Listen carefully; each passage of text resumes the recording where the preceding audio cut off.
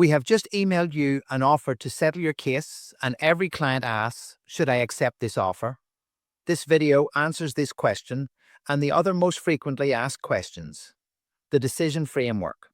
Deciding whether to settle involves looking at three specific factors.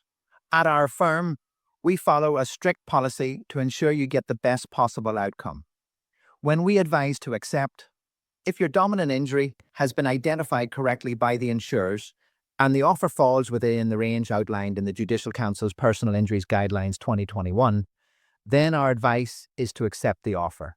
In this case, you should proceed to sign the settlement forms we've emailed to you. When we advise to reject. Conversely, there are three scenarios where we will advise you not to accept the offer and instead sign the rejection documents. Number 1, if your dominant injury has not been identified correctly. Number 2, if your physical recovery is outside the prognosis contained within your medical report. Number 3, if the offer fails to include all of your reasonably vouched out-of-pocket expenses. Understanding legal costs. One of the most important things to understand is how your legal fees are handled at this stage.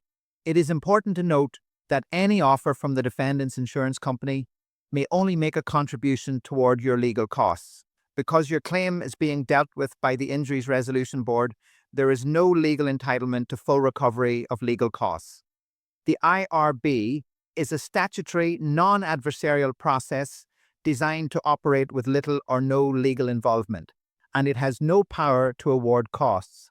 As a result, insurers can only offer a discretionary contribution towards legal fees rather than paying them in full. Next steps. The letter emailed to you contains our advice on the criteria outlined above. Please review the offer we sent to your inbox carefully alongside the personal injuries guidelines we've discussed. Once you have made your decision based on our letter answering the criteria above, please sign and return the relevant forms to us via Signable so we can move your case forward.